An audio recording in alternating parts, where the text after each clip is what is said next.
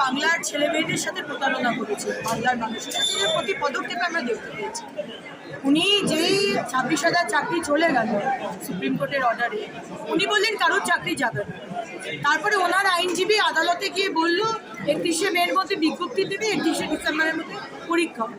আবার আজকে শিক্ষামন্ত্রী বলছে যে 3টে কাউন্সিল যেটা ওই 2016-তে হয়েছে শুধু তাদেরই লিস্ট বেরোবে, বাকিদের হবে না। কেন হবে না?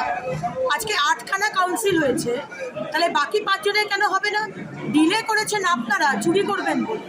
বাকি শিক্ষক শিক্ষিকা কেন উঠবে? তারা শুধু অজুহাত চাইছে যাতে লিস্টটা না বেরোয়। যোগ্য আর অযোগ্যর যে তালিকা আলাদা করা তারা করতে চাইছে না, কারণ অযোগ্যের তালিকা যদি বেরিয়ে যায় তাহলে অযোগ্যরা মমতা ব্যানার্জির বাড়ি ঘেরাও করবে, আগুন চলবে। সেই কারণে তারা বারবার অন্য অন্য অজুহাত দিয়ে মিথ্যে কথা বলছে, প্রতারণা করছে। আপনি মাইনে দেবেন, বেতন দেবেন 1 বছর, তারপরে কি হবে? আমার তো 60 বছর অবধি বেতন পাওয়ার কথা ছিল, চাকরি পাওয়ার কথা ছিল। আপনি বলছেন ডিসেম্বরে পরীক্ষা হবে, তাহলে এগুলো তো সহ্য করা যাবে না। উনি বারবার বাংলা ছেলে মেয়েদের শিক্ষক শিক্ষিকাকে প্রতারণা করছেন, ভুল বোঝাচ্ছেন, অসত্য কথা বলছেন। যারা পরীক্ষা দিয়েছে, যারা যোগ্য তারা এটা তাদের বিষয় নয়। আর যারা অযোগ্য, যারা আপনার মমতা ব্যানার্জি আপনার নেতা মন্ত্রীদের ঘুষ দিয়ে চাকরি পেয়েছে, এটা তাদেরও বিষয়।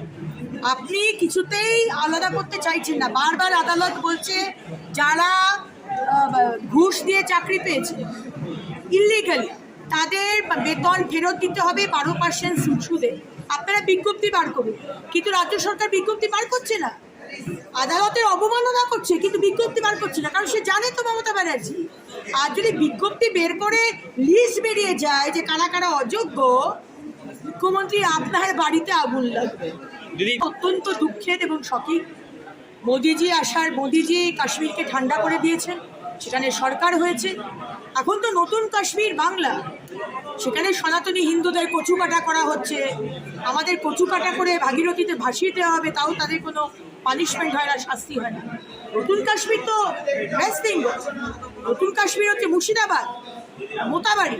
কিন্তু আজকে কাশ্মীরে যেটা হয়েছে অত্যন্ত দুঃখের। দিদি করে দাঁড়িয়ে বলেছেন, কি বলবেন? দেখুন, এতদিন হয়ে গেল, 8ই এপ্রিল ঘটনা ঘটেছে। এটা তো দাঙ্গা নয়, এটা জেনোসাইড হয়েছে। দেখে দেখে হিন্দু হরগোবিন্দ দাস, চন্দন দাসকে কুপিয়ে কুপিয়ে মারা হয়েছে।